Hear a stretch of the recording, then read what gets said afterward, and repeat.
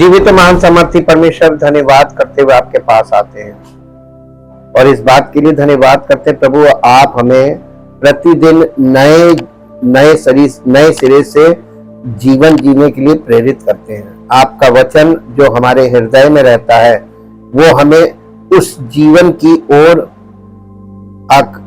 आने के लिए और बढ़ने के लिए प्रेरित करता है जो अनंत जीवन तक पहुंचता है। प्रभु, हम आपका धन्यवाद करते हैं आपके पवित्र वचनों के लिए। ये वचन हमारे हृदय में जाकर जीवन के वृक्ष को पैदा करते हैं और प्रभु इसमें पवित्र आत्मा के फलों के प्रकटीकरण के द्वारा आपकी महिमा प्रकट होती है और इसीलिए आपने कलीसिया में विश्वास करने वालों के हृदय में वचन को बोने के लिए पवित्र आत्मा को रखा है और पवित्र आत्मा सेवक के द्वारा इस महत्वपूर्ण कार्य को बहुत गंभीरता के साथ करता है। चाहते प्रभु, जिन लोगों के हृदय में पवित्र आत्मा वचन का बीज बो रहा है, इन सब का जीवन पवित्र आत्मा के फलों के द्वारा प्रगटीकरण में प्रकट हो ताकि आपकी महिमा हो और सारी महिमा आपको मिले। प्रार्थना को प्रभु यीशु मसीह के पवित्र नाम से मांगते हैं, आमीन। Praise the Lord. हम परमेश्वर का बहुत हृदय से धन्यवाद करते हैं क्योंकि वो महान सामर्थी परमेश्वर है। आज हम देखेंगे दो बोने वाले और दो बीज।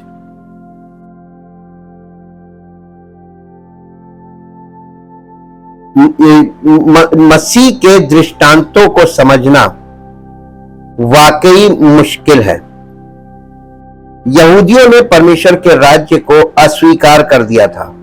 अपने पहले आगमन पर यीशु मसीह ने उन्हें इस बात के पर्याप्त प्रमाण दिए थे कि वो उनका मसीहा था, क्योंकि मसीहा उनका मसीहा था। लेकिन यहूदी अगुओं ने उसके सारे प्रमाणों पर विचार किया और निष्कर्ष निकाला कि उसने शैतान की शक्ति से सब कुछ किया। हालांकि राजा और उसके राज्य को अस्वीकार कर दिया गया था, फिर भी उसका राज्य आया, लेकिन ये एक रहस्यमय रूप में आया जो आज भी जारी है। परमेश्वर का राज्य एक रहस्यमयी राज्य है। उस जमाने के यहूदी लोगों ने उसको ना समझा, ना समझ पाए, ना ग्रहण किया। सेम चीज आज अन्य जाति के लोग भी वही कर रहे हैं, सेम कर रहे हैं, और जो उनका परिणाम हुआ वही यहां भी होगा, दोनों तरफ, क्योंकि परमेश्वर परिणाम सेम रखता, कोई पक्षपात नहीं करता। मत्ती और लूका में यीशु मसीह द्वारा कहे गए दृष्टांत मसीह द्वारा इस राज्य का वर्णन है, परमेश्वर के राज्य का। जब शिष्यों ने यीशु से पूछा कि वो उनसे दृष्टांतों में क्यों बातें कर रहा है, तो उसका उत्तर था कि उन्हें यानी यहूदियों को राज्य के रहस्यों को जानने के लिए दिया गया था, लेकिन बाकी यहूदियों को यह नहीं दिया गया था। मत्ती रचित सुसमाचार के 13 अध्याय का 11 पद पढ़िए। 13 अध्याय का 11 पद। उसने उत्तर दिया, तुमको स्वर्ग के राज्य के यानी यहूदियों को स्वर्ग के राज्य के भेदों की समझ दी गई है, पर उनको नहीं, यानी अन्य जाति को नहीं दी गई, क्योंकि जिनके पास है उसे दिया जाएगा और उसके पास बहुत हो जाएगा, और पर जिसके पास कुछ नहीं है उससे जो कुछ उसके पास है वो भी ले लिया जाएगा और उसे दे दिया जाएगा जिसके पास कुछ है। हमने इसके विषय में आपको ऐतिहासिक पृष्ठभूमि भी बताई थी, क्या करते थे वो लोग। ये रहस्यमय राज्य यही है। इसे अक्सर एक अंतराल यानी दो अवधियों के बीच का विराम या एक अंतराल, दो बिंदुओं के बीच का अंतराल कहा जाता है। इसे ऐसा इसलिए कहा जाता है क्योंकि पुराने नियम के भविष्यवक्ताओं ने कभी इस समय को नहीं देखा था जिसमें हम रहते हैं। इस समय को भविष्यवक्ताओं ने नहीं देखा था जिसमें आज हम लोग रह रहे हैं। एक लेखक ने कहा कि जैसे ही भविष्यवक्ताओं ने भविष्य में झांका परमेश्वर ने उन्हें दो ऐतिहासिक पर्वत शिखरों को प्रकट किया। एक उनके पुत्र को दुनिया में भेजना, अवतार, और दूसरा राजा की वापसी और पृथ्वी पर शासन, नवीनीकृत सांसारिक राज्य, एक नई उत्पत्ति। ये दो चीजें परमेश्वर ने भविष्यवक्ताओं को दिखाई थी भविष्य के लिए, जिसमें आज हम लोग हैं।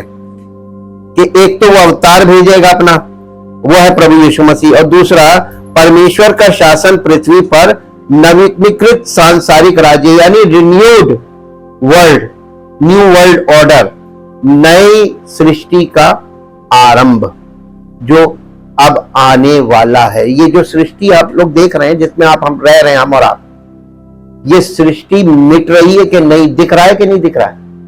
हर चीज मिटती जा रही है। अगर इतना आप देख पा रहे हैं, हम लोग उन भविष्यवक्ताओं से आगे हैं। हम उस युग में हैं जिस युग में हम इस सृष्टि को मिटता हुआ देख रहे हैं। उन लोगों ने तो भविष्यवाणी की परमेश्वर की आत्मा की सामर्थ्य, लेकिन आज हम उस भविष्यवाणी को पूरा होते हुए देख रहे हैं, हाँ कि ना? उसके बाद भी हम लोग परमेश्वर के वचन के प्रति गंभीर नहीं। हम इस वचन का जितना निरादर करेंगे, उतना परमेश्वर का क्रोध हमारे प्रति बढ़ेगा। ये बहुत बहुत भयानक प्रकोप वाला कोप है। उसके क्रोध को जो अब प्रकट हो रहा है, इसे कोप कहा गया। कोप का मतलब रॉथ इंग्लिश में, विनाशकारी क्रोध। इसे ऐसा इसलिए कहा जाता है क्योंकि पुराने नियम के भविष्यवक्ताओं ने कभी इस समय को नहीं देखा जिसमें हम रहते हैं। और एक लेखक ने कहा कि जैसे ही भविष्यवक्ताओं ने भविष्य में झांका, परमेश्वर ने उन्हें दो ऐतिहासिक पर्वत शिखरों को प्रकट किया। एक उनके पुत्र को दुनिया में भेजना, अवतार बनाकर, और दूसरा राजा की वापसी और पृथ्वी पर शासन, नवीनीकृत सांसारिक राज्य, एक नई उत्पत्ति। परमेश्वर ने बीच में समय की लंबी घाटी का वर्णन नहीं किया। ये दो टाइमिंग जो बताई जा रही है, इसके बीच में गैप है, एक गैप है, और वो है, उस गैप में हम लोग हैं। अभी हम दूसरे किनारे पे पहुंचे नहीं। मसीह के पहले आगमन और दूसरे आगमन के बीच समय की ये लंबी खाई पतरस को मसीह की भविष्यवाणी से शुरू हुई। पतरस से जब उसने पूछा कि लोग मुझे क्या कहते हैं, भविष्यवक्ता कहते हैं, पुराने नियम का कोई भी भविष्यवक्ता, लेकिन पतरस से उसने व्यक्तिगत तौर पर पूछा कि तुम मुझे क्या कहते हो। उसने सब चेलों से पूछा था। जवाब केवल पतरस ने दिया था, कहा था तू जीवते परमेश्वर का पुत्र मसीह है। तो बाकी चेले क्यों नहीं जवाब दे पाए? पहला प्रश्न। 12 चेलों में से सबसे पूछा था ये प्रश्न, तुम मुझे क्या कहते हो? तो पतरस ने ही जवाब दिया, बाकियों ने क्यों नहीं दिया? हाँ, प्रकाशन तो केवल पतरस को मिला था, बाकियों को मिला ही नहीं था। जिसको प्रकाशन मिला उसने जवाब दिया, और जो जवाब उसने दिया, यीशु मसीह का, ये बात तुझे किसी मनुष्य ने नहीं बताई, खून और गोश्त नहीं बताई, मेरे पिता ने स्वर्ग से तुझ पर प्रकट किए। तो ये प्रगटीकरण से उसने जवाब दिया था। और यीशु मसीह ने उससे कहा था कि देखिए, यहाँ पे लंबी खाई पतरस को मसीह की भविष्यवाणी से शुरू हुई, इस चट्टान पर मैं अपनी कलीसिया बनाऊंगा। मत्ती रचित सुसमाचार के 16 अध्याय का 18 पद है ये।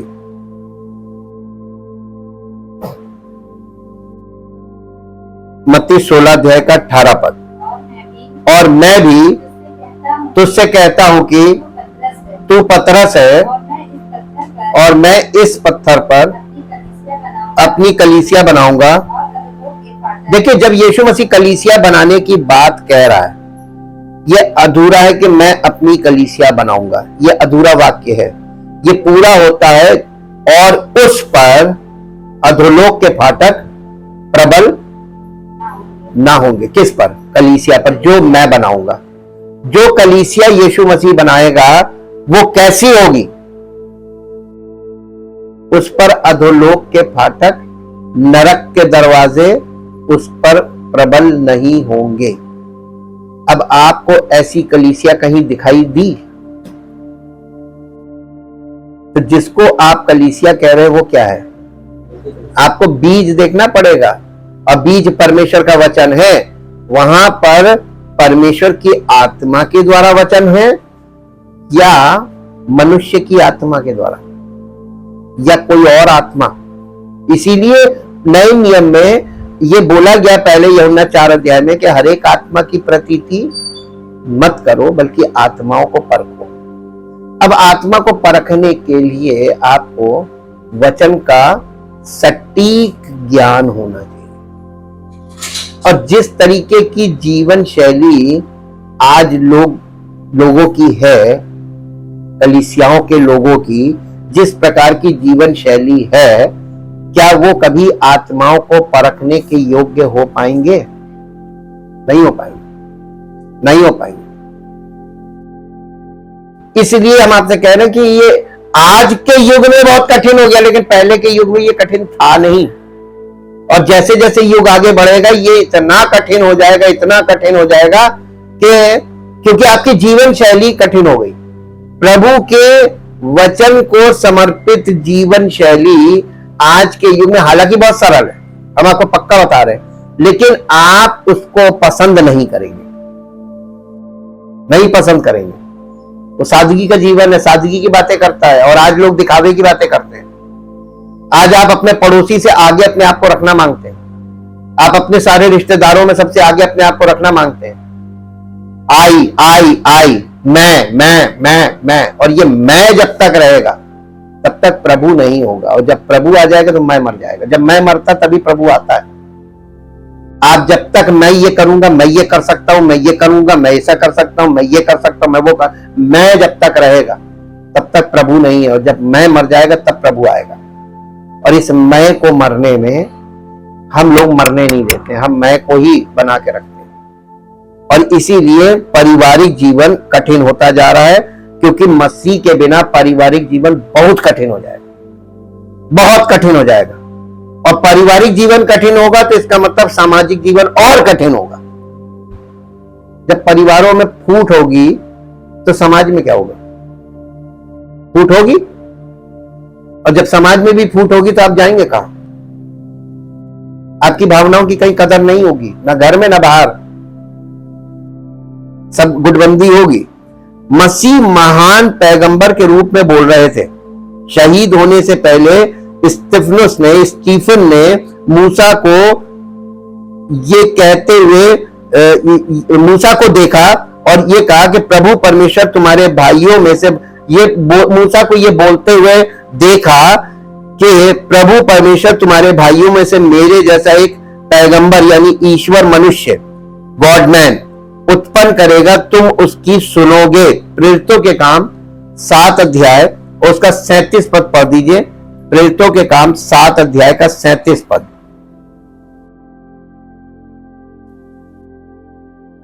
प्रेरितों के काम 7 अध्याय उसका 37 पद पढ़िए। ये वही मूसा है जिसने इजराइलियों से कहा, परमेश्वर तुम्हारे भाइयों में से तुम्हारे लिए मूसा जैसा एक भविष्यवक्ता उठाएगा। ये स्तिफनुस का भाषण है जी। ये वही है जिसने जंगल में कलीसिया के बीच उस स्वर्गदूत के साथ सिनै पहाड़ पर उससे बातें की। ये वही है, देखिए, और हमारे बाप दादों के साथ था। उसी को जीवित वचन मिले थे। तो मूसा को कैसे वचन मिले थे? लिखित वचन मिले थे कि जीवित? लिविंग वर्ड का मतलब मालूम है? परमेश्वर ने बोला था, ही स्पीक। आप जिस परमेश्वर के वचन को सुन रहे हैं वो बोलने वाला परमेश्वर है, और वो सुनने वाला भी परमेश्वर है, और वो देखने वाला भी परमेश्वर है। आप ये सोचते हैं कि हम परमेश्वर को कोई चीज प्रार्थना में बताएंगे तब उसे पता चलेगी, तो इसका मतलब आप परमेश्वर को ये इस दृष्टिकोण से देख रहे हैं कि वो देख नहीं सकता, वो सुन नहीं सकता, वो समझ नहीं सकता, इसलिए हमको सब एक्सप्लेन करना पड़ेगा। आप प्रार्थना क्या कर रहे हैं? एक्सप्लेन ही तो करना मांग रहे। प्रभु मेरी विनती सुन ले, मेरी बात सुन ले। तो आप अपनी बात क्यों सुनाना मांग रहे? ये बताइए, क्यों सुनाना मांग रहे? आज के लोगों में जब वो कलीसिया में आते हैं, देखिए हमको बहुत साल हो गए सेवा में और हमने अनुभव के साथ चलना सीखा है, और मसीही जीवन में हमें जो अनुभव मिलते हैं ना वो बहुत कीमती होते हैं। हम लोगों की भावनाओं, इच्छाओं, भावनाओं, कल्पनाओं तीनों को डील करते हैं, और इसलिए वचन के द्वारा, बिना वचन के हम ये काम कर नहीं सकते। वचन में निपुण होना अत्यंत आवश्यक है। हम बहुत जल्दी से चेहरे से ही हम बहुत सी चीजें भांप जाते हैं, कई बार बोलते नहीं है, लेकिन हम समझ सब कुछ जाते हैं, हमें दिखा देता है वो। और देखिए क्या होता है जब कोई व्यक्ति परेशान होता है, मन का परेशान, ये मनोवैज्ञानिक है। जब कोई व्यक्ति परेशानियों को, यानी वो ऐसी उलझनों को लेकर आता है और वो ये चाहता, उससे कहिए बैठ जाओ, हम तुमसे कलीसिया जब सेवा ये खत्म हो जाएगा, मीटिंग खत्म होगी, उसके बाद बात करेंगे। आपको मालूम है पूरी मीटिंग वो बेचैन रहता है, वचन नहीं सुनता, वो बस एक ही इंतजार करता है मीटिंग खत्म हो, हम बात करें। क्यों? वो बात करने की इच्छा क्यों ज्यादा रखता, सुनने की क्यों नहीं रखता? नहीं तो उसका हल जो है वो प्रभु की ओर से मिलेगा। हमको अगर वो बता भी देगा तो हम कर क्या लेंगे? अब यहां से आप सीखिए। और इसी जगह, हमारी जगह कोई ऐसा व्यक्ति हो जो इसी चीज को, आपकी इसी कमजोरी को भुनाना चाहता हो, वो खट से आपको अपने कब्जे में ले लेगा। उसको मालूम हो गया कि यार ये सब बातें हमको बताना मांगता है, सोचता, तो वो आपके साथ ऐसे डील करेगा, आपको लगेगा यार ये सुनता भी है और ये मेरी मदद करता है। तो आप परमेश्वर के वचन जो हमसे प्राप्त हो रहे हैं उन्हें छोड़कर ऐसे लोगों के पास भागेंगे। होता है कि नहीं होता है? लेकिन ये अब आप वचन के आधार पर बताइए, ये बुद्धिमानी के मूर्खता है। बीज परमेश्वर का वचन है, ये अगर आपके अंदर जाएगा तभी आपके अंदर सब चीजों को सही करेगा। जिसको आप छोड़कर जब आपसे बात करना मांगते हैं ना, उससे आपका कोई हल होना नहीं, टाइम वेस्ट होना। हम सुन लेंगे और सुन के क्या करेंगे? और हम अगर हार्ड बोल देंगे, वचन के आधार पर कोई बात बोल देंगे, आपको बुरी भी लग जाएगी, लो इन्होंने ऐसे बोल दिया। लेकिन हम बोलेंगे वही जो वचन के आधार पर, कि भैया आपके जीवन में सब समस्याओं का जो मूल कारण है वो है परमेश्वर के वचन के अनुसार आपका जीवन नहीं है, इसलिए प्रॉब्लम। छुटकारा चाहिए, वचन के अनुसार चलना शुरू कर दो, देखिए आप छुटकारा परमेश्वर करने लगेगा। जब तक आप वचन के अनुसार चलना शुरू नहीं करते, आपके कांटे कांटे कांटे रास्ते में आएंगे, आप झेल जाएंगे, क्योंकि आपने क्या मुंह से अपने अंगीकार किया है, हम तो प्रभु में हैं, वास्तव में आप नहीं हैं। अब प्रभु कहता है तुम मेरा नाम लेते हो कि प्रभु में है और हो नहीं, तो या तो तुम इस जीवन शैली से बाहर आ जाओ, वचन के अनुसार चलने लगो, और नहीं तो लो झेलो। तुम मेरा नाम ले रहे हो तब लो झेलो। इसीलिए लिखा है कि प्रभु ने कहा मैं उन पर आ पड़ूंगा, और इसीलिए इब्रानियों में लिखा है कि जीवित परमेश्वर के हाथों में पड़ना बहुत भयानक भयंकर बात है। आप उसके नाम को अपने जीवन से जोड़ के कह रहे मैं प्रभु में हूं, और वास्तविक रूप में आप नहीं है, क्योंकि आप वचन के अनुसार नहीं चल रहे हैं जीवन में। तो आपके जीवन में बताइए, आप प्रभु का नाम ले रहे, तुम मुझे जब मेरी आज्ञा नहीं मानते तो मुझे हे प्रभु क्यों कहते हो? यीशु मसीह ने बोला था, डांटा था, क्यों डांटा था? वो प्रभु प्रभु करते थे लेकिन हुक्म नहीं मानते थे। उसका नतीजा उसने कहा था कि न्याय के दिन मैं साफ मना कर दूं, मैंने जानता नहीं हूं, जो पिता की इच्छा पर चलता है उसी पर अनुग्रह होगा। तो उसने सब तो बोल रखा है। अब कौन से वचन की आप इंतजार कर रहे हैं? कोई आपकी जीवन शैली को अप्रूव करने वाला कोई वचन, ऐसा कोई वचन है नहीं कि आप जैसे वैसे ही प्रभु ऐसे ही बने रहो, प्रभु आप पर अनुग्रह करें, ना नहीं करेगा। हम झूठ नहीं बोल सकते, और यहीं पर लोग झूठ बोल के आपको फंसाते हैं। लेकिन उन्होंने उसे नहीं सुना। तो तुम लिखा है कि प्रभु परमेश्वर तुम्हारे भाइयों में से मेरे जैसा एक पैगंबर यानी गॉड मैन उत्पन्न करेगा, तुम उसकी सुनोगे, लेकिन उन्होंने उसे नहीं सुना। वो यीशु मसीह था। कलीसिया अब प्रकाश और अंधकार दोनों के इस रहस्यमयी अंतर संबंध समय में कार्य कर रहा है। कलीसियाई युग जो अभी है, ये दो समयों के बीच में है, और वो समय है प्रकाश और अंधकार के बीच है। कलीसिया के एक तरफ प्रकाश है और एक तरफ अंधकार है। और संसार में, क्योंकि कलीसिया संसार में, संसार से लोग अंदर आ रहे हैं, संसार में अंधकार है, कलीसिया में प्रकाश है। मसीह की देह के अंदर प्रकाश है। प्रकाश परमेश्वर के वचन से। प्रभु यीशु मसीह स्वयं ज्योति है, वो लिविंग वर्ड है। अंधकार शैतान का सुसमाचार के प्रसार को रोकने और इसलिए परमेश्वर के राज्य को आने से रोकने का प्रयास है। शैतान का प्रयास है कि परमेश्वर का राज्य इस पृथ्वी पर ना आए। ये प्लानिंग है, और शैतान अपनी प्लानिंग के अंतर्गत काम कर रहा है। ठीक वैसे ही जैसे फिरौन इजरायलियों को जाने नहीं देना मांगता था कि इनको गुलामी में रखो, इनको फंसाए रहो काम में, ये काम करते रहे। और जब मूसा ने कहा कि हमें जाने थे 3 दिन के मार्ग में, तो उसने जाने नहीं दिया। परमेश्वर ने उसको मजबूर कर दिया कि उसे कहना पड़ा जाओ। लेकिन जब जाओ कह दिया और जब लोग निकले तो पीछे अपनी सेना लेकर उनका पीछा किया। ठीक वैसे ही जैसे वहां पे हो रहा है, नए नियम में भी वैसे ही होगा। जब आप संसार से, प्रभु आपको निकालता है, आप संसार से अभी निकल ही रहे होते हैं कि पीछा शुरू हो जाता है आपका, और पीछा शुरू होता है, आप होते हैं बीच में। अब आप इस चीज को अगर देखना मांगे, जिस विषय में हम बात यहां पे अभी बता रहे हैं आपको, या आपको आराम से वहां पर देखते हैं कि जब वो लोग लाल समुंदर, आगे लाल समुंदर था, पीछे फिरौन की सेना थी, बीच में दोनों के कौन था? फिरौन की सेना और इजरायलियों के बीच में कौन था? और आगे लाल समुंदर था।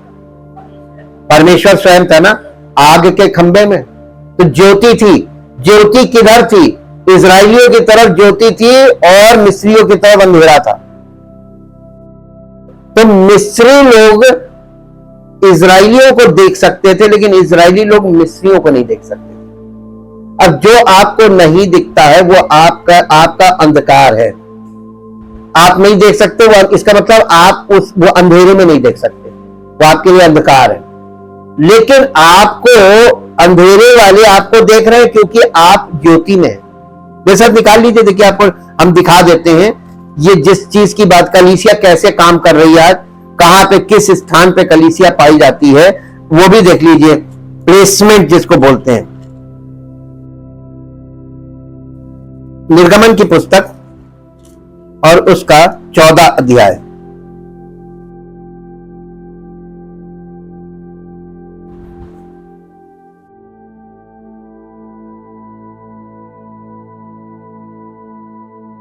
नौ पद से पढ़िए।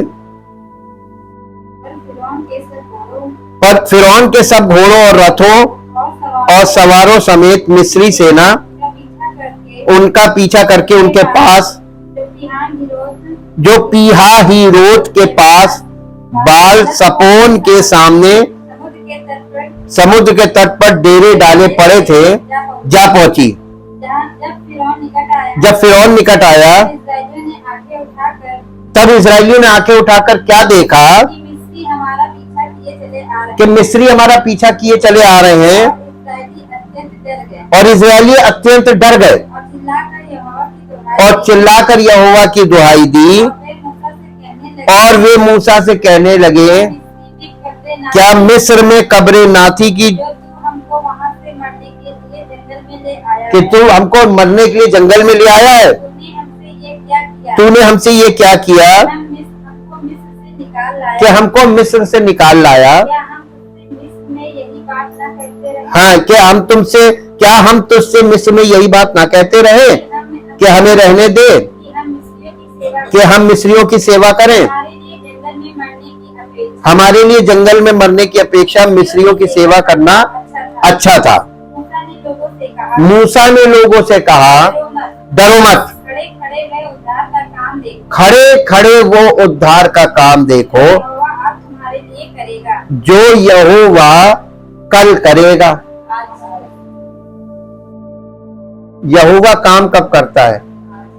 आज, ऑलवेज। इसीलिए हम लोग गाते हैं आज का दिन यहोवा ने बनाया। आज, जब तक आज का दिन कहा जाता, प्रतिदिन कलीसिया प्रभु के वचन में बनी रहे। प्रतिदिन, आज का दिन। आज का दिन का मतलब प्रतिदिन तुम्हारे लिए करेगा, क्योंकि जिन मिस्रियों को तुम आज देखते हो उनको फिर कभी न देखोगे। यहोवा आप ही तुम्हारे लिए लड़ेगा, इसलिए तुम चुपचाप रहो। अब देखिए, यहां पे रुक जाइए। अब आप, या तो वो आपकी तरफ से परमेश्वर लड़ेगा या आप लड़ोगे। अब आप ये बताओ, आप अपने जीवन में सारी चीजों से आप लड़ रहे हैं या आपका परमेश्वर लड़ रहा? नहीं, परमेश्वर नहीं लड़ रहा, आप खुद लड़े पड़े। हर चीज से आप जूझ रहे हैं। मैं ये ठीक, अभी हमने बताया, मैं ये करूंगा, मैं ऐसे करूंगा, मैं ठीक कर दूंगा, मैं ये कर दूंगा, मैं ये कर सकता हूं। आप जो ये अपना रौब दिखा रहे हैं ना, आप कुछ नहीं कर पाएंगे। न्यूट्रलाइज है आप। आपसे मुंह से बस बोलते हैं, आप करके नहीं दिखा सकते। इतनी क्षमता आपके पास नहीं है। तो हमें क्या करना चाहिए? हम तो धोखे में हैं कि हम करेंगे और हम कर कुछ नहीं सकते। ये किसने हमको धोखे में डाल दिया? ये झूठा विश्वास, यही होता अंधविश्वास। आप अभी परमेश्वर के वचन को नहीं जानते हैं, इसलिए आप ऐसी बातें कर रहे हैं। यहां पे वो कह रहा है कि तुम चुपचाप रहो। और तब यहोवा ने मूसा से कहा, तू क्यों मेरी दुहाई दे रहा है? ये इजराइलियों को आज्ञा दे कि लो, इजराइली मूसा के ऊपर बड़बड़ा रहे, हमें मारने के लिए। क्यों बड़बड़ा रहे? पीछे फिरौन की सेना देखकर डर गए कि अब तो हम मार दिए जाएंगे। और मूसा के ऊपर खिसियानी बिल्ली, परमेश्वर तो मिलेगा नहीं नोचने को, तो खंबा नोचेंगे। तो खंबा कौन है? सेवक। सेवक को पकड़, और उसको भी डांट पड़ गई परमेश्वर की ओर से। क्या बोला? इजराइलियों को आगे बढ़ने की आज्ञा दे। अब आगे तो लाल समुंदर है, इजराइली आगे बढ़ेंगे। अगर मूसा कह भी देगा आगे बढ़ो, तो बढ़ेंगे क्यों?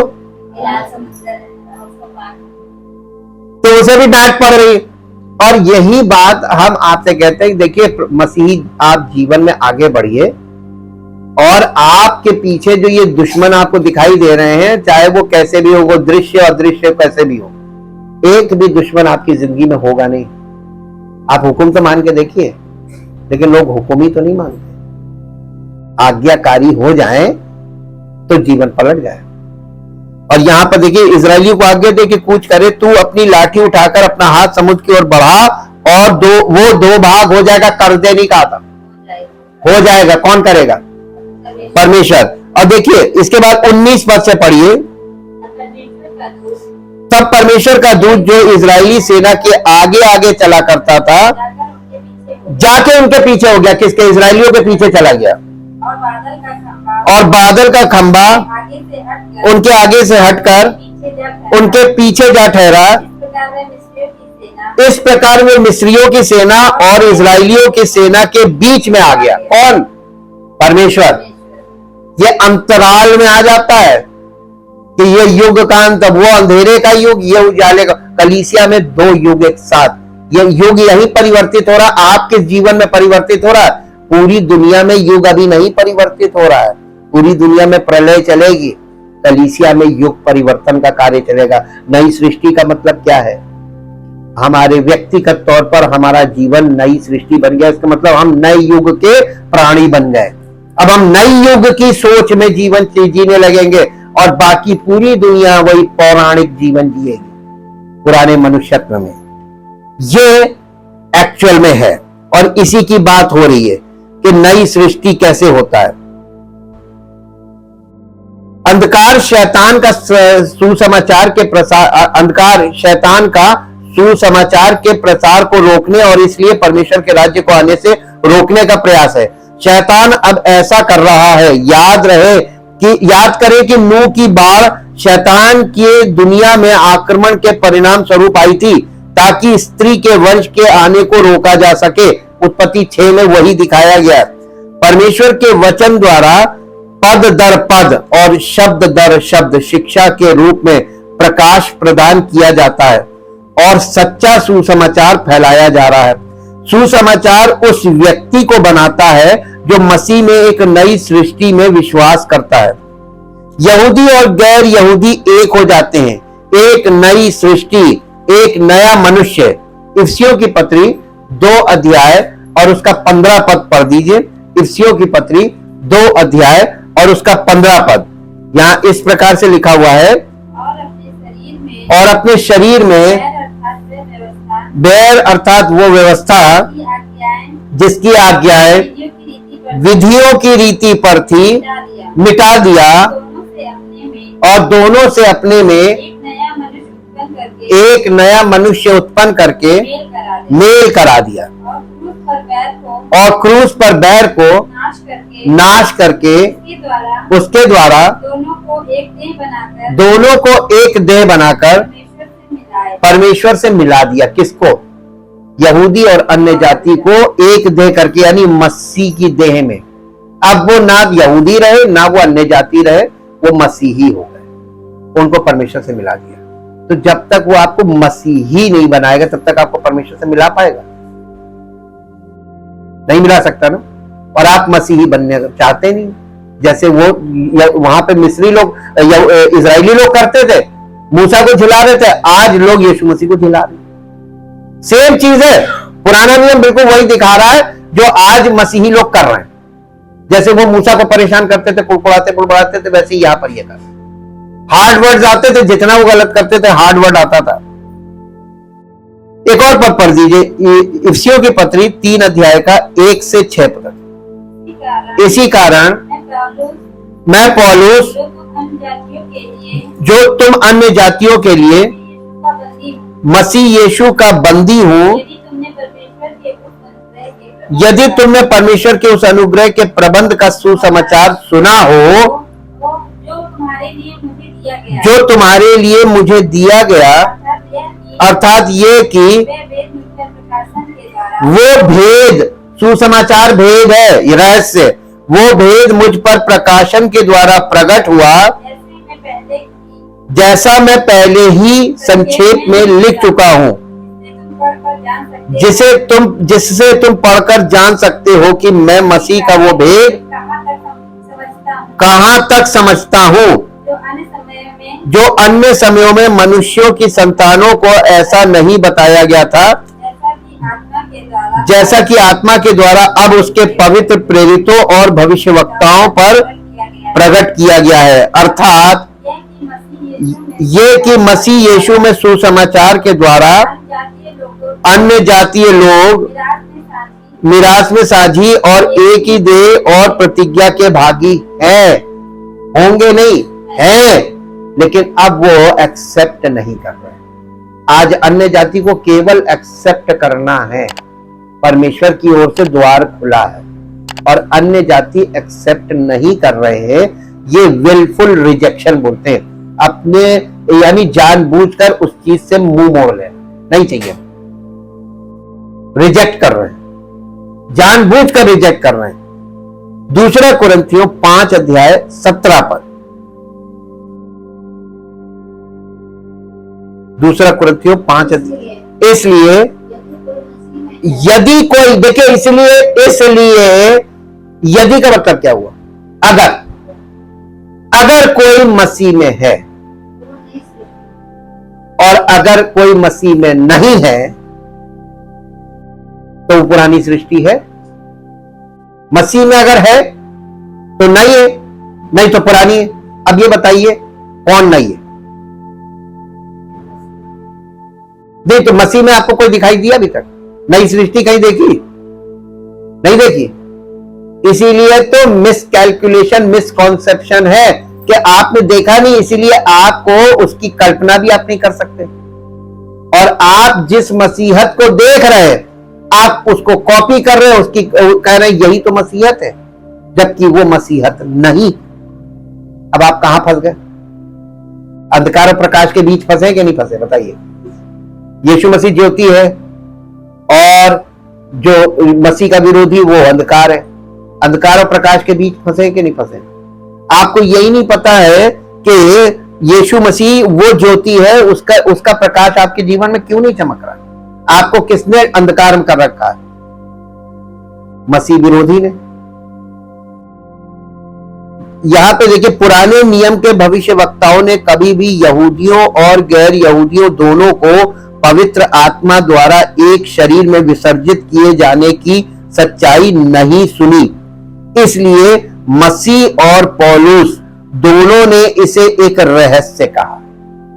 सुसमाचार रहस्य है, परमेश्वर का राज्य रहस्य है और मसीह रहस्य है और मसीही भी रहस्य है। मसीही को आप पहचान नहीं पाएंगे, सच्चे मसीही को। उसको आप पवित्र आत्मा के फलों के अलावा दूसरे किसी भी तरीके से पहचान नहीं पाएंगे। पौलुस ने इसीलिए कई जगह वो कन्फेशंस किए हैं, अब मैं जीवित ना रहा वरन मसीह मुझ में जीवित है, और उसने इतने खुलासे किए इस रहस्य के जो किसी ने कभी नहीं देखा। तो प्राचीन काल से हमें परमेश्वर वो बनाने जा रहा है जो प्राचीन काल से कभी किसी ने देखा नहीं। एक नई सृष्टि, एक नया मनुष्य, एक नई स्त्री, एक नया पुरुष, एक नया परिवार जो कभी किसी ने देखा नहीं।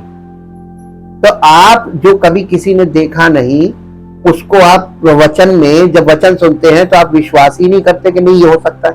हमसे ढेरों लोगों ने कहा हम यीशु मसीह के समान नहीं बन सकते। ढेरों विश्वासियों ने बोला, कलीसिया के लोगों ने बोला, मुझसे व्यक्तिगत तौर पे बोला हम मसीही नहीं बन सकते। हमने कहा अगर आपने पहले से ये कह दिया हम यीशु मसीह के समान नहीं बन सकते, आप तो वैसे ही रेस से बाहर हो गए अपने अंगीकार के द्वारा। मालूम क्यों? क्योंकि हमें कलीसिया में बुलाया ही इसीलिए गया है कि हमें परमेश्वर के पुत्र के स्वरूप में परिवर्तित करे। वही करेगा, हम हो नहीं सकते, इम्पॉसिबल है, खुद से नहीं हो सकते। और ये उन लोगों ने कहा जो खुद से ये करना मांग रहे थे। हारेगा कौन? जो खुद करना मांगेगा। क्या आप मसीही बन सकते हैं? क्या कोई मसीही बन सकता है? नहीं बन सकता। लेकिन आप ये विश्वास करते हैं कि वो बना सकता है? तो आपको कलीसिया में काहे के लिए बुलाया है? नई सृष्टि का मतलब परमेश्वर के पुत्र के स्वरूप में परिवर्तित हो जाना, इसी के लिए बुलाए गए हो। और आप अपनी बुलाहट से पहले ही हट गए। हम नहीं बन सकते क्योंकि आप समर्पित नहीं होना चाहते। यहां पे है मेन मसला। आप समर्पित नहीं, आप समर्पण नहीं करना मांगते। ये हमको मसीह की देह में विसर्जित किया जाता है, विसर्जित की जाने की सच्चाई कभी नहीं सुनी। इसलिए मसीह और पौलुस दोनों ने इसे एक रहस्य कहा। मैंने इस चीज को हम लोग जब स्टडी कर रहे हैं, दृष्टांतों के माध्यम से यीशु ने अपने शिष्यों को नया सत्य दिया, लेकिन यहूदियों के विशाल बहुमत से सत्य को छिपाया। बीज बोने वाले और विभिन्न प्रकार की मिट्टी के बारे में मसीह के दृष्टांत को ध्यान में रखें। ये एक पैटर्न स्थापित करता है। बीज परमेश्वर का वचन है, बोने वाला मसीह है और मिट्टी लोगों के अलग अलग मन है जिसमें मसीह अपना वचन बोता है। मत्ती 13 अध्याय का 18 से 23 घर में पढ़ के देखिएगा ये पूरा दृष्टांत। रोपण का समय अभी चल रहा है और 2000 से अधिक वर्षों से चल रहा है। मसीह के वचन सुसमाचार के रूप में उनके बीज कठोर भूमि पर गिर रहे हैं, शैतान द्वारा विचलित किए जा रहे हैं और बिल्कुल भी अंकुरित नहीं हो रहे हैं। मत्ती रचित सुसमाचार 13 अध्याय का 19 पद पढ़ दीजिए। 13 अध्याय का जी। जो कोई राज्य का वचन सुनकर नहीं समझता, उसके मन में जो कुछ बोया गया है क्यों छीन ले जाता है। अरे तुम्हारे काम का है नहीं, तुमने सुन लिया है, तुम्हारे मतलब का है नहीं, लाओ में दे दो। ले लिया ना, और आपने आसानी से इसलिए दे दिया क्योंकि आपको उसकी वैल्यू नहीं। वो लोग जो परमेश्वर का वचन सुनते हैं और समझते कुछ नहीं, उनके लिए रिजल्ट क्या होगा? उन्हें कुछ मिलेगा? कुछ नहीं मिलेगा, तो अपना टाइम बर्बाद कर रहे हैं। और परमेश्वर के क्रोध के और परमेश्वर के प्रति उनके प्रति परमेश्वर का क्रोध बढ़ रहा है। पूछिए क्यों?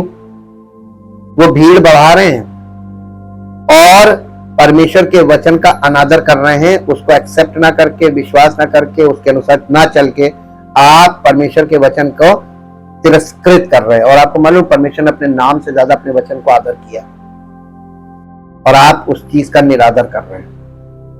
तो आप पर परमेश्वर का प्रेम आएगा कि प्रकोप आएगा? आप घिर जाएंगे अपने ही जीवन में, चारों तरफ से घिर जाएंगे और आप विचलित होने लगेंगे, यार मेरे साथ ऐसा हो रहा, मेरे साथ ऐसा क्यों हो रहा। आप रात भर सोचेंगे तब भी नहीं समझेंगे, ये वचन के द्वारा ही आपको हल मिलेगा कहां गलती हो रही, आप गलती कर रहे हैं। दूसरा कुरिन्थियों 4 अध्याय उसका 3 और 4 पद पढ़िए। वो दुष्ट आकर छीन ले जाता है, परंतु यदि हमारे सुसमाचार पर पर्दा पड़ा है तो ये नष्ट होने वालों ही के लिए पड़ा। यदि आज आप सुसमाचार हम सुना रहे हैं और लोग सुसमाचार सुन रहे हैं, लेकिन अगर किसी के जीवन में, मन में पर्दा पड़ा हुआ है, समझ नहीं रहा इसका मतलब पर्दा पड़ा है, कोई 10 सुन रहा है 10 निकाल रहा है, पर्दा पड़ा हुआ है, तो ये नष्ट होने वालों के लिए पड़ा है।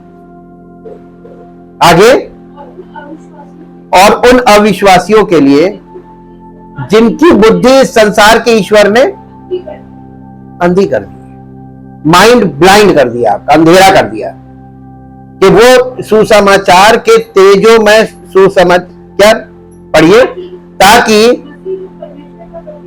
मसीह जो परमेश्वर का प्रतिरूप है उसके तेजों में सुसमाचार का प्रकाश उन पर न चमके। आप पर क्यों नहीं चमक रहा? क्योंकि आपकी बुद्धि को संसार के ईश्वर ने अंधा कर दिया है। और संसार का ईश्वर, 2 संसार के ईश्वर हैं। एक शैतान का इन्फ्लुएंस, जो आपके माइंड में, उसकी विचारधारा में आप रहते हैं, सांसारिक दृष्टिकोण जो आपके अंदर है, आपके स्वभाव में पाया जाता है। और दूसरा संसार का ईश्वर है पैसा। हर समय आपका दृष्टिकोण पैसे पर फोकस रहता है। यही तो संसार का ईश्वर है, उसने आपके माइंड को ब्लाइंड कर दिया। अरे कहां बचाना चाहते हो, ये लो तुम्हारा ये, तुम अपने बारे में सोचो, अपने खर्चे के बारे में सोचो, कहां से आएगा ये सोचो, कहां क्या मिल रहा है ये सोचा करो। सवेरे उठ के ये पता करा करो कि कौन कहां क्या बांट रहा है, किस योजना में हमको क्या मिलने वाला है, कहां पे फायदा ज्यादा मिल रहा है, ये सारे गुणा भाग। और आज संसार में देखिए, सवेरे सवेरे, हम तो रोज सवेरे निकलते हैं, लोगों का एक ही काम है, कहां मिल रहा है, कितना मिलेगा, कैसे मिलेगा, लगे में।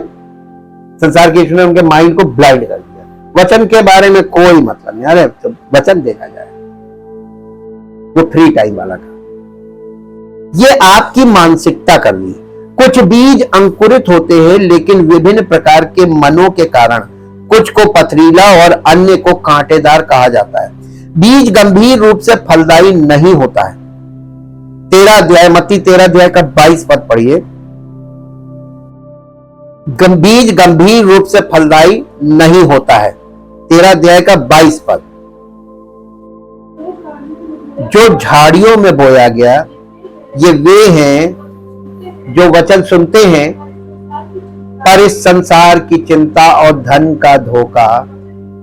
देखिए आ गया वही बात जो अभी हम बोल रहे थे, एक्सप्लेन किया, वही चीज आ गई, वचन को दबा दिया। अरे काम क्यों नहीं जीवन में काम हो रहा? आप फंस गए, अपने जीवन चक्र में ही फंसे हुए।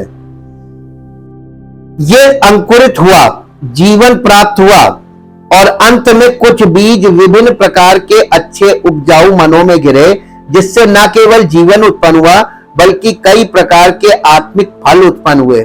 कुछ ने 100% उपज दी, कुछ ने 60% उपज दी, और कुछ ने 30% उपज दी। जब वो सो रहे थे, देखिए अब दूसरे दृष्टांत पे आ गया, बीज, जंगली बीज के दृष्टांत में आ गया।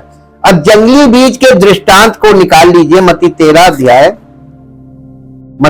अध्याय जंगली बीज का दृष्टांत, और 13 अध्याय का 24 पद से पढ़िए।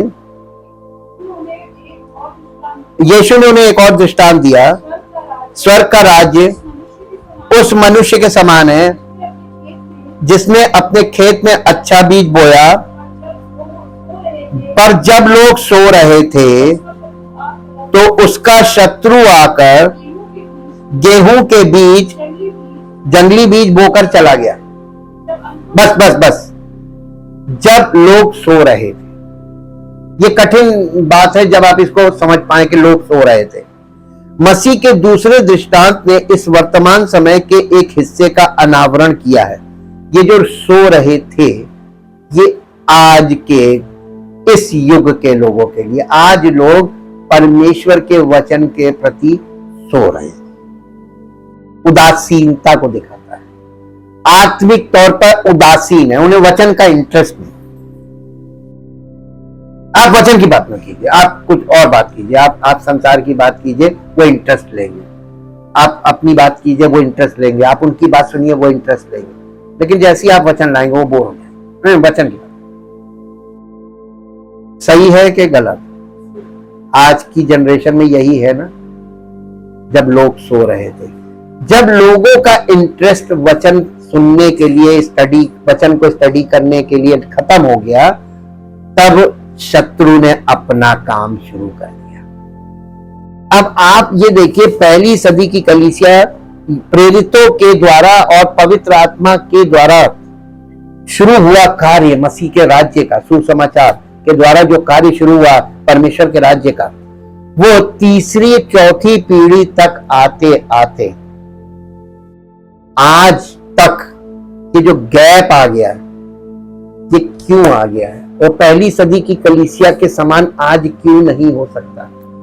वो गंभीरता जो पहली सदी की कलीसिया में मसीहों की थी, जो विश्वास करते थे, वो प्रेरितों के चरणों में बैठकर वचन की शिक्षा प्राप्त करते थे और उसमें गंभीरता से उसको फॉलो करते थे। आज देखिए, चरणों तो छोड़ दीजिए, आज तो कोई चरण में तो नहीं बैठने वाला। सबको आप बैठने का प्रबंध करके दीजिए, तभी बैठेंगे, नहीं तो बैठेंगे भी नहीं। आज के लोगों को देखिए, वचन के प्रति कोई इंटरेस्ट नहीं। और ये यीशु मसीह बोल के गया है, ये दृष्टांत आज का नहीं है। जितनी पुरानी बाइबल उतना पुराना है। ये है, ये अनावरण किया गया जो परेशान करने वाला है। इस चीज को आप जब समझेंगे तो आपको परेशान होना चाहिए, अरे सही लिखा हुआ है। बीज अभी भी एक बोने वाले के शब्दों का प्रतिनिधित्व करता है, लेकिन इसमें दूसरे प्रकार के बीज का भी उल्लेख किया गया है। उसने उन्हें एक और दृष्टांत दिया जिसमें कहा गया, स्वर्ग का राज्य उस मनुष्य यानी मसीह के समान है जिसने अपने खेत यानी संसार में अच्छा बीज यानी सुसमाचार बोया। लेकिन जब लोग सो रहे थे तो उसका दुश्मन आया और गेहूं के बीच जंगली घास या खरपतवार बोकर चला गया। जब कल खरपतवार हम लोगों ने कल स्टडी किया है, बोकर चला गया। जिस समय मसीह अपने सुसमाचार के बीज बो रहे हैं, मसीह का दुश्मन उनके बीज बोने में व्यस्त है। मसीह का दुश्मन मसीह के ही वचन को वो भी बो रहा है, हाँ, लेकिन वो शारीरिक रूप में बो रहा है, नेगेटिवली, कि अरे ये करो तो तुम मसीह हो। और मसीह आपको, भीतरी मनुष्य को नई सृष्टि बनाने का काम कर रहा है, वो नई सृष्टि को बिगाड़ने का काम कर रहा है। और ये एक साथ हो रहा है, लेकिन ये बात हृदय रूपी भूमि पर आकर सॉल्व होती है। आपका हृदय कैसा है? आपने विश्वास नहीं किया, आप झूठ बोलते हैं। वास्तव में जिसने विश्वास किया होता है वो समर्पित होता है। और अगर आपने समर्पण अभी तक नहीं किया तो अभी तक आप भ्रम में हैं कि मैं विश्वासी हूं। अपने आप को वचन के आधार पर देखें। जिस समय मसीह अपने सुसमाचार के बीज बो रहे हैं, मसीह का दुश्मन उनके बीज बोने में व्यस्त है। इसका मतलब है कि जबकि अधिकांश लोग ध्यान नहीं दे रहे हैं, उनके चारों ओर कुछ निशंस, कुछ भयावह हो रहा है। एक दुश्मन वर्तमान में गेहूं के बीज, जंगली घास बो रहा है। जंगली घास एक खरपतवार है जो गेहूं जैसा दिखता है लेकिन गेहूं नहीं है।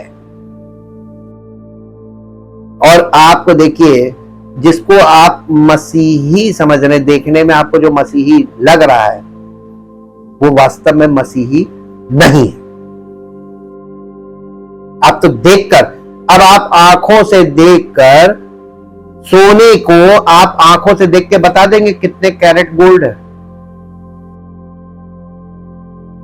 24 कैरेट, 22 कैरेट, हाँ नहीं बता पाएंगे। इसको आपको टेस्ट कराना पड़ता है ना, लैब टेस्टिंग का। तो परमेश्वर के वचन के आधार पर ही आप इस बात को समझ पाते हैं एक्यूरेसी से कि कौन मसीह में है कौन नहीं है। तो आप खुद तो धोखा खाने से बच सकते हैं और उसको जगा सकते हैं। अरे तुम कहां भ्रम में पड़ो, तुम हो नहीं, भ्रम में हो, जाग जाओ, वचन पे आओ, उसको वचन की ओर आप प्रेरित कीजिए। जब वचन अंदर जाएगा ना तो प्रभु काम करेगा, तब वो बनेगा। एक दुश्मन वर्तमान में गेहूं के बीच जंगली घास बो रहा है। जंगली घास एक खरपतवार है जो गेहूं जैसा दिखता है लेकिन गेहूं नहीं है। ये अंधेरे में किया जा रहा है। मजदूरों को एहसास हुआ कि क्या हो रहा था, क्योंकि जब गेहूं दिखाई दिया तो जंगली घास भी दिखाई दी, सब उजागर हो गया। मजदूरों ने मालिक से पूछा कि क्या वो चाहता है कि वे जंगली घास को नष्ट कर दें? तो मालिक ने क्या कहा था? उसने कहा नहीं नहीं, कहीं ऐसा ना हो कि जंगली पौधे बटोरते समय उसके साथ गेहूं भी उखाड़ लो। कटनी तक दोनों को साथ साथ बढ़ने दो, और कटनी के समय मैं काटने वालों से कहूंगा पहले जंगली पौधे बटोर कर जलाने के लिए उनके गट्ठे बांध लो और गेहूं को मेरे खत्ते में इकट्ठा करो। यीशु ने दृष्टांत समझाने से पहले कुछ देर रुक कर कहा। यीशु ने इस विराम का उपयोग ये बताने के लिए किया कि वो केवल दृष्टांतों का उपयोग क्यों कर रहा था। उसने पुराने नियम के शास्त्र का संदर्भ दिया। मैं दृष्टांतों में अपना मुंह खोलूंगा, मैं उन बातों को कहूंगा जो जगत की उत्पत्ति से गुप्त रखी गई हैं। मत्ती रचित सुसमाचार उसका 13 अध्याय उसका 35 पद पढ़िए। मत्ती रचित सुसमाचार 13 अध्याय का 35 पद कि जो वचन भविष्यवक्ता के द्वारा कहा गया था वो पूरा हो। मैं दृष्टांत कहने को अपना मुंह खोलूंगा, मैं उन बातों को जगत की उत्पत्ति से रहस्य है, रहस्य पर्दा पड़ा हुआ है, रहस्यमय है, नहीं समझ में आई, गुप्त है, प्रकट करो। तो ये दृष्टांतों में क्या प्रकटीकरण रखा है? उत्पत्ति से और यीशु मसीह तक आने तक जो बातें गुप्त हैं वो दृष्टांतों में खोली जा रही है। और आज इन दृष्टांतों की कोई वैल्यू नहीं है कलीसियाओं में, कोई गंभीर नहीं है, और इसमें सारे भेद हैं। ये भेद खोले हैं यीशु मसीह ने। भजन संहिता 78 अध्याय उसका 2 पद पढ़िए। 72, 78, 78, चैप्टर 78। मैं अपना मुंह नीति वचन कहने के लिए खोलूंगा। नीति वचन कहते हैं बुद्धि की बातें। मैं प्राचीन काल की गुप्त बातें कहूंगा। तो यीशु मसीह ने जितने दृष्टांत दिए वो क्या है? प्राचीन काल की गुप्त बातों को खोल दिया, रहस्यों को खोल दिया। यशाया 6 अध्याय का 9 पद, यशाया 6 अध्याय का 9 पद, उसने कहा जा और इन लोगों से कह, सुनते ही रहो। ये तो बहुत गलत बात हो गई। उसने किसने कहा था? ये परमेश्वर का आत्मा बोला जा इन लोग से कह दो, सुनते रहो पर ना समझो। आज देखिए क्या हालत है। ये खिसिया के बोल दिया उसने, देखते ही रहो, देखकर भी नहीं समझ में आएगा, आप बूझेंगे नहीं जी। क्यों इन लोगों के मन को मोटा और कानों को भारी कर और उनकी आंखों को बंद कर, ऐसा ना हो कि आंखों से देखें और कानों से सुने और मन से बूझें और मन फिराएं और चंगे हो जाएं। देखिए चंगाई कितनी दूर है। नहीं, मन कब फिरेगा? कानों से सुने, आंखों से देखें और मन से बूझें और मन फिराएं। तो आपको परमेश्वर के वचन को सुनना भी है, देखना भी है और समझना भी है और मन फिराना है। ये तीन क्रियाओं के बिना मन नहीं फिर सकता। और जैसे ही आप मन फिराएं चंगे हो जाएंगे। यहां पे चंगाई का मतलब मालूम क्या है? Born again. ये जो लिखा है ना चंगे हो जाए, ये बॉर्न अगेन के लिए लिखा है। चंगे हो जाए, बॉर्न अगेन, यानी इनका भला हो जाए। बोलते हैं ना, पंजाबी में बोलते हैं चंगा हो, चंगे हो यानी बढ़िया है, सब कुछ बढ़िया हो जाए। चंगे का मतलब ये है। ये बहुत ही महत्वपूर्ण शब्द है, अत्यंत महत्वपूर्ण सत्य। पुराने नियम के लेखकों ने रहस्यों का संकेत दिया था, लेकिन कभी समझाया नहीं। अपने श्रोताओं के एक बड़े हिस्से को दूर भेजने के बाद यीशु ने अपना स्थान बदल दिया। वो एक घर में गया, केवल शिष्य ही उसके पीछे गए और उससे खेत में जंगली घास के दृष्टांत को समझाने के लिए एकांत में पूछा। इसलिए यहां मसीह के शब्द केवल एक यानी उनके शिष्यों के लिए थे। इसका अर्थ किसको मालूम? केवल शिष्यों को मालूम था, प्रेरितों को। और प्रेरितों के अलावा ऑडियंस को नहीं मालूम था। अब आपको एक मुख्य विषय बताते हैं। प्रभु उनको जो उद्धार पाते जाते यानी जो बॉर्न अगेन हो जाते थे, प्रतिदिन उनको प्रेरितों के चरणों में क्यों बैठाता था? क्योंकि इनको सारे रहस्य मसीह के मालूम थे, इनके सामने खोले थे और इनको एक्सप्लेन किया था और वो इनसे सीखे। प्रभु डायरेक्ट क्यों नहीं सिखा रहा? आजकल के देखिए, आजकल तो बहुत एडवांस है। आजकल के ऐसे विश्वासी मसीही विश्वासी हैं जो अपने तथाकथित यानी अपने आप को मानते हैं। वो कहते हैं हमको तो प्रभु अब खुद हमसे बात कर रहा है।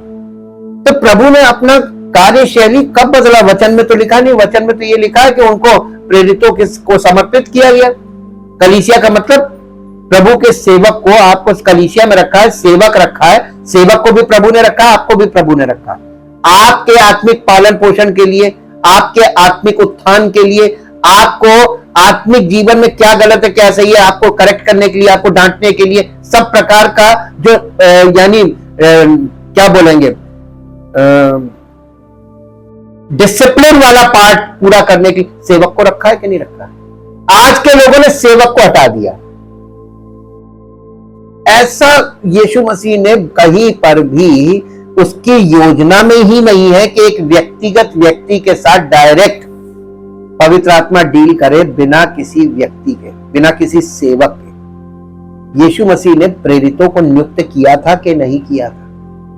प्रेरितों के बिना कलीसिया नहीं शुरू हुई। पवित्र आत्मा तो तैयार था, प्रेरितों को तैयार करने में यीशु मसीह को समय लगा था। और यीशु मसीह जब प्रेरितों को तैयार कर चुका तो बलिदान, उस उत्तम बलिदान के बाद उसने अपने चेलों को आज्ञा दी थी कि चले मत जाना, अभी ठहरे रहना जब तक ऊपर से सामर्थ्य ना आए। तो चेलों को उसने तैयार भी किया और उनको पवित्र आत्मा से लैस भी किया, पवित्र आत्मा के वश में कर दिया। और फिर उसके बाद उसने कुछ नहीं करा, उन्होंने कुछ नहीं किया, सब कुछ पवित्र आत्मा ने किया उनके द्वारा। ये थी उसकी शैली काम करनी, यही योजना है परमेश्वर की। और ये चीजों को लोग खंडित कर रहे हैं, सब अपने अपने दृष्टिकोण से बाइबल को समझ रहे हैं और खुद को डिक्लेयर करने में लगे हुए। हालेलुया! आपकी समझ में आ रहा कि नहीं आ रहा? यहां पे केवल शिष्य थे। इस दृष्टांत से सत्य हालांकि समझना कठिन है, लेकिन इसे समझा जाना चाहिए। याद रखें कि परमेश्वर के वचन में हर शब्द मायने रखता है। यीशु ने दृष्टांतों का विवरण केवल शिष्यों को समझाया। उसने उत्तर दिया और उसने उनसे कहा, जो अच्छा बीज बोता है वो मनुष्य का पुत्र यानी यीशु है। ये शायद कोई आश्चर्य की बात नहीं थी, लेकिन एक बदलाव हुआ था। अच्छा बीज अच्छे लोगों को पैदा कर रहा था, ऐसे लोग जो कलीसिया के युग में बचाए गए और मसीह के राज्य को विरासत में लेंगे। राज्य के ये सभी बेटे कहां लगाए गए थे? खेत दुनिया है, समझना आसान है। ये विश्वव्यापी बुआई आज भी जारी है, लेकिन फिर मसीह एक मौलिक क्षण का वर्णन करता है, एक ऐसा क्षण जहां समझ और ध्यान का उपयोग किया जाना चाहिए। लेकिन जंगली पौधे दुष्ट के बेटे हैं। ये कैसी घोषणा है? इस वाक्य में पाया गया सत्य हमारे पुराने मित्र लेकिन द्वारा अलग किया गया है। लेकिन से इसको अलग कर दिया। अगर इसे सरल सामान्य ज्ञान के तरीके से व्याख्या किया जाए तो कोई गलतफहमी नहीं हो सकती। बाइबल में कई जगह हैं जहां मैं चाहता हूं कि ये इस पाठ को घुमाकर वहां कहलवा सकूं जो इसमें नहीं कहा गया है। मैं ये नहीं कर सकता। शत्रु द्वारा लगाए गए खरपतवार दुष्ट के पुत्र है। खरपतवार ऐसे खरपतवार है जो गेहूं की तरह दिखते हैं लेकिन वे गेहूं नहीं है। निसंदेह खरपतवार उन लोगों का प्रतिनिधित्व करते हैं जो मसीही होने का दावा करते हैं, परमेश्वर के राज्य के बारे में घमंडी बातें करते हैं और राज्य के संतानों की तरह जीवन जीते हैं, लेकिन वे धोखेबाज हैं। दुनिया भर में धार्मिक खरपतवार है जो खुद को परमेश्वर के बच्चे के रूप में पेश करते हैं लेकिन वे नहीं हैं। इनमें से कई खरपतवार झूठे देवताओं, झूठे शिक्षकों का अनुसरण कर रहे हैं और झूठे सुसमाचार पर विश्वास कर रहे हैं। यहूदीकरण करने वाले धोखेबाज गलातियों के युवा विश्वासियों को भ्रमित कर रहे थे। वे अनुग्रह में कर्म जोड़ रहे थे। वे सिखा रहे थे कि जब तक तुम खतना नहीं करवाते या व्यवस्था का पालन नहीं करते तुम बचाए नहीं जा सकते। ये गलातियों की पत्री 5 अध्याय के 4, 5, 6, 7 पद में लिखा हुआ है, पढ़ के देखिएगा। ये सुसमाचार को झूठा सुसमाचार बना देगा। इसका परिणाम खरपतवार होगा। पौलुस ने इसे स्पष्ट किया। उसने कहा, मुझे आश्चर्य होता है कि तुम इतनी जल्दी उससे फिरकर जिसने तुम्हें मसीह के अनुग्रह में बुलाया है दूसरे सुसमाचार की ओर क्यों जा रहे हो जो दूसरा सुसमाचार है ही नहीं, परंतु कुछ ऐसे हैं जो तुम्हें परेशान करते और मसीह के सुसमाचार को बिगाड़ना चाहते हैं। गलातियों की पत्री 1 अध्याय उसका 6 और 7 पद। पौलुस ने स्पष्ट सुसमाचार देने के लिए स्पष्ट प्रेरणा दी, परंतु यदि हम या स्वर्ग से कोई दूत भी उस सुसमाचार को छोड़ जो हमने तुम्हें सुनाया है कोई और सुसमाचार सुनाए तो श्रापित हो। श्रापित का अर्थ ठीक वही लिखा है जो लिखा है। वह पौलुस ने फिर दोहराया, जैसा कि हम पहले कह चुके हैं वैसा ही अब मैं फिर कहता हूं, यदि कोई तुम्हें उस सुसमाचार के अलावा कोई और सुसमाचार सुनाता है जो तुमने ग्रहण नहीं किया है तो श्रापित हो। झूठे सुसमाचार दुनिया भर में पढ़ाए जा रहे हैं। वे दुष्ट और विकृत संदेशवाहकों से आने वाले दुष्ट और विकृत संदेश हैं। वे बाइबल के शब्दों से भरे हुए हैं जिनमें यीशु, उनकी कलीसिया, उनके वचन का उल्लेख है। ये सब बहुत अच्छे और बाइबल से संबंधित लगते हैं। फिर बीज बोने वाला अपने शत्रु का मुखौटा पूरी तरह से उतार देता है।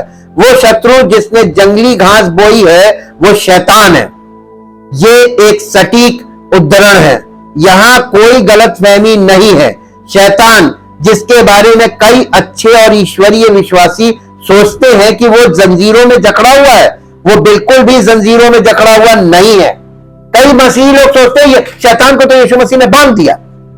अरे शैतान तो इस समय खूब काम कर रहा है, खूब काम कर रहा है। किसका काम आपको दिख रहा है ज्यादा? जी, वो परमेश्वर के बच्चों के बीच अपने बुरे बच्चों को बोने में व्यस्त है। ये लिखना बहुत मुश्किल है लेकिन इसे कहा जाना चाहिए। यीशु दृष्टांत के बाकी हिस्सों के माध्यम से अंतिम परिणाम का वर्णन करते हैं। मजदूरों ने मालिक से पूछा कि क्या उन्हें जंगली घास उखाड़नी चाहिए। मालिक ने कहा, नहीं, कहीं ऐसा ना हो कि तुम उनके साथ गेहूं भी उखाड़ दो। तुम गेहूं और जंगली घास के बीच सही से पहचान ना कर सको। किसी और के दिल को जानना मुश्किल है। सही ढंग से अंतर करने में यह विफलता तबाही मचा सकती है और अक्सर ऐसा होता भी है। उदाहरण के लिए नए विश्वासी मसीह में शिशु शायद ये पर्याप्त रूप से ना जानते हो कि परमेश्वर क्या सही और क्या गलत कहता है और उन्हें जंगली घास के साथ वर्गीकृत किया जा सकता है। मालिक समझदारी से कहता है, कटाई तक प्रतीक्षा करो जब परमेश्वर उन लोगों को अलग कर देगा जिन्होंने वास्तव में मसीह पर अपना विश्वास नहीं रखा है और जिन्होंने नहीं रखा है। मसीह स्वयं को अपने शरीर को अस्वीकार नहीं कर सकता। दूसरा तीमुथियुस 2 अध्याय उसका 13 पद पढ़ दीजिए। दूसरा तीमुथियुस 2 अध्याय उसका 13 पद। और यदि हम अविश्वासी भी हो तो भी वो विश्वास योग्य बना रहता है, क्योंकि वो आप अपना इनकार नहीं कर सकता। इस युग में परमेश्वर के बच्चे क्या करते हैं? हमें ये करना है और समय को पहचान कर ऐसा करो, क्योंकि अब नींद से जाग उठने का समय आ गया है, क्योंकि अब हमारा उद्धार उस समय से भी निकट है जब हमने विश्वास किया था। रात बहुत बीत गई और दिन निकट है, इसलिए आओ हम अंधकार के कामों को त्याग दें और ज्योति के हथियार बांध लें। जैसा दिन को चलता है वैसे ही हम सीधी चाल चले, ना कि लीला क्रीड़ा पियक्कड़पन, ना लुचपन और ना वासना में, ना झगड़े और डाह में, परंतु प्रभु यीशु मसीह को पहन लो और शरीर की अभिलाषाओं को पूरा करने का उपाय ना करो। रोमियो की पत्री 13 अध्याय 11 से 14 पद है ये। वे परमेश्वर के अनुग्रह के स्पष्ट सुसमाचार का प्रचार करते हैं और परमेश्वर के वचन को स्पष्ट और समझने योग्य तरीके से सिखाते हैं। ये रोमियो की पत्री 1 अध्याय उसका 14 से 17 पद, 2 तीमुथियुस 4 अध्याय का 2 पद। हमें पवित्र आत्मा के द्वारा जीना है और अच्छे बीज बोने हैं। यीशु ने दृष्टांत को इन शब्दों के साथ समाप्त किया, कटाई जगत का अंत है और काटने वाले स्वर्गदूत हैं। इसलिए जैसे जंगली घास को इकट्ठा करके आग में जला दिया जाता है, वैसे ही इस जगत के अंत में होगा। मनुष्य का पुत्र अपने स्वर्गदूतों को भेजेगा और वे उसके राज्य में से सब ठोकर खाने वालों और अधर्म करने वालों को इकट्ठा करके आग के कुंड में डालेंगे। वहां रोना और दांत पीसना होगा। तब धर्मी अपने पिता के राज्य में सूर्य के समान चमकेंगे। जिसके कान हो वो सुन ले। पौलुस के शब्दों को ध्यान से पढ़े। वे विस्तृत परेशान करने वाले हैं, डरावने लेकिन सत्य हैं, क्योंकि परमेश्वर के निकट ये उचित है कि जो लोग तुम्हें परेशान करते हैं उन्हें क्लेश के साथ बदला दे, और जो लोग परेशान हो रहे हैं उन्हें हमारे साथ विश्राम दे। जब प्रभु यीशु अपने सामर्थी दूतों के साथ स्वर्ग से प्रकट होगा, और जो लोग परमेश्वर को नहीं पहचानते और हमारे प्रभु यीशु मसीह के सुसमाचार को नहीं मानते उनसे पलटा लेगा। ये लोग प्रभु के सामने से और उसकी सामर्थ की महिमा से दूर होकर अनंत विनाश का दंड पाएंगे, जब वो उस दिन आएगा, ताकि अपने पवित्र लोगों में महिमावान हो और सब विश्वास करने वालों में प्रशंसा का पात्र बने, क्योंकि हमारे द्वारा तुम्हारे बीच गवाही पर विश्वास किया गया। 2 थिस्सलुनीकियों 1 अध्याय 6 से 10 पद। परमेश्वर स्वयं गेहूं को जंगली पौधों से, भेड़ों को बकरियों से अलग करेगा। परमेश्वर का राजा आ रहा है और वो अपना राज्य लाएगा। और आखिर में एक और, जैसे नूह के समय में बाढ़ आई थी ना, एक और बाढ़ आ रही है। प्रकाशित वाक्य 19 अध्याय उसका 11 से 20 तक घर में पढ़ के देखिएगा। जीवित और महान सामर्थी परमेश्वर, हम आपका हृदय से धन्यवाद करते हैं। प्रभु, आज इस युग में आपके वचन और वचन का सत्य के लिए लोगों में कोई जिज्ञासा नहीं है, कोई इच्छा नहीं है, और बिल्कुल भी उनके अंदर इस बात की इच्छा नहीं है अपनी तरफ से कि वो परमेश्वर के वचन के लिए ललायित हो। वो तो सिर्फ और सिर्फ अपने शारीरिक बातों में लगे हुए हैं, और शारीरिक बातों में ही उनकी सुबह होती है और रात होती है। प्रभु, आपका अनुग्रह उन लोगों पर हो जो वास्तव में आपके वचन की सुधि रखते हैं, आपके वचन को अपने हृदय में समेटते हैं, संचय करते हैं, और आपके वचन पर रात दिन ध्यान लगाए रहते हैं, और आपके वचन को बहुमूल्य समझकर उसके अनुसार अपना जीवन शुरू करते हैं, ताकि प्रभु उन सब का जीवन आपकी महिमा का कारण बने और आपका नाम इस पृथ्वी पर महिमान्वित हो। धन्यवाद के साथ इस प्रार्थना को यीशु मसीह के पवित्र नाम से मांगते हैं, आमीन।